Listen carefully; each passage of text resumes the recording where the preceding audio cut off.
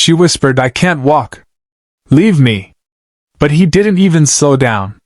Rain poured over the empty highway as Daniel tightened his grip on his 6-year-old daughter's hand. He was a single dad, late for work, already carrying the weight of unpaid bills and sleepless nights. Then he saw her, an elderly woman collapsed near the bus stop, her groceries scattered across the wet pavement. People passed. Some stared. None stopped. Daniel hesitated. He had every reason to keep moving. His boss had warned him about being late again. His daughter needed stability. Life had not been kind to him lately. But something about the woman's trembling voice made him kneel beside her. "I can't walk," she repeated softly. "Just leave me." Instead, Daniel took off his jacket and wrapped it around her shoulders. He handed his daughter his phone and said, "Call 911, sweetheart." Then, without another thought, he gently lifted the woman into his arms. Cars slowed. Strangers watched.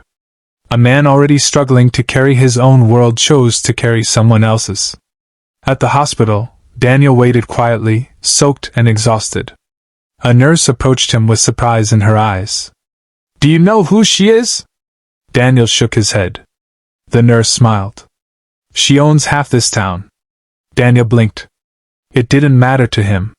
He hadn't helped her because she was important. He helped her because she was human. And sometimes, the smallest acts of compassion create the biggest, most unexpected change. Daniel tried to slip out quietly once he knew she was stable. He had already missed work, and his phone buzzed with messages from his boss. He expected a warning, or worse. But before he could reach the exit, a calm voice stopped him. "Mr. Daniel?" He turned. The elderly woman was sitting up in her hospital bed, her silver hair neatly brushed now, her eyes sharp and observant. She looked nothing like the fragile figure from the roadside. "You didn't leave," she said gently. Daniel gave a small shrug. "My daughter would have asked me why." A faint smile crossed her face.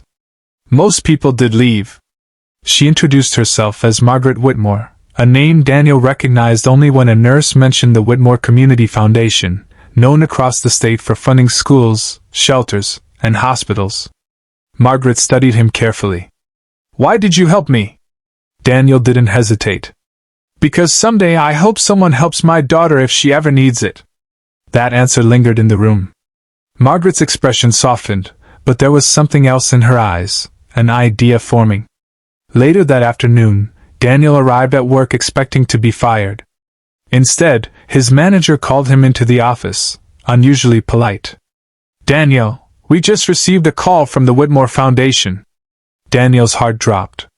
"They're offering to sponsor our entire small business expansion, on one condition." Daniel swallowed. "What condition?" His manager leaned forward. "They want you to lead it." Daniel stood frozen.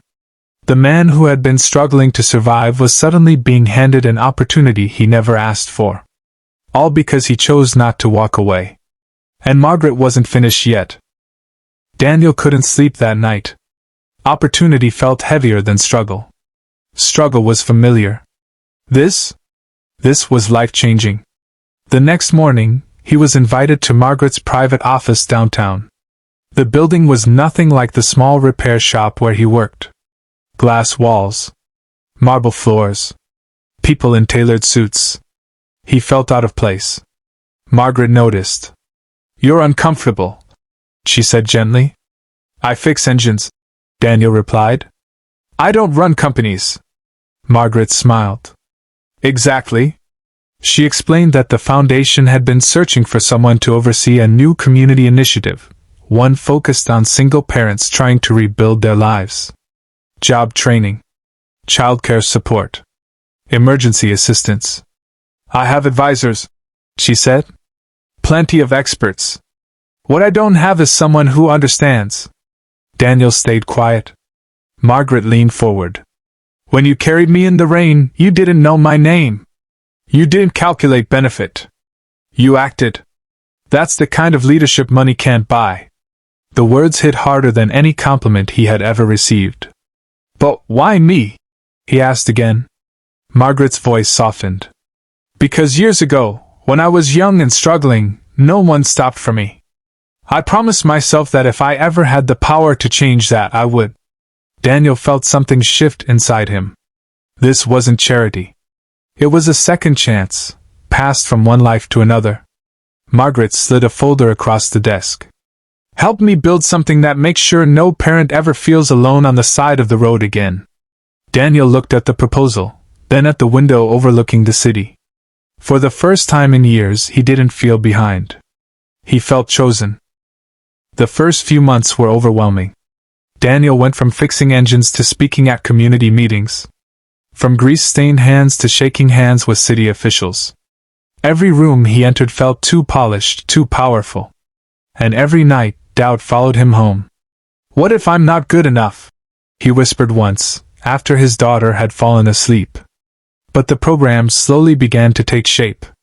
They opened a small resource center in an empty building downtown. It wasn't glamorous, but it was real. Parents walked in with tired eyes and quiet desperation. Single mothers juggling 2 jobs. Fathers who had lost work. Families one emergency away from collapse. Daniel listened. He remembered the rain. The bus stop. The feeling of almost walking away. One afternoon, a young mother came in carrying a toddler. She broke down mid-sentence. I just need someone to tell me I'm not failing. Daniel knelt to her level, just as he had done with Margaret. You're not failing, he said. You're still fighting. Words spread quickly. Donations increased. Volunteers signed up. The center became more than a project, it became hope. Then came the unexpected twist. Margaret called him into her office again. I'm stepping down from daily operations, she said calmly. Daniel's heart raced. Why? She smiled warmly. Because the foundation doesn't need me leading it anymore. She slid official documents across the desk. You've built more than a program, Daniel. You've built trust. I want you to take my place. Daniel stared at the papers. The single dad who once worried about missing a shift was now being handed the responsibility of leading a foundation that changed thousands of lives. And this time, he didn't hesitate. The night Daniel officially became director of the Whitmore Foundation, he didn't celebrate in a ballroom. He celebrated at the same bus stop where everything began. His daughter stood beside him, holding his hand, now a little taller than before. The city lights flickered softly as cars rushed past, just like they had that rainy evening months ago. You really carried her from here? His daughter asked. Daniel smiled. Yeah.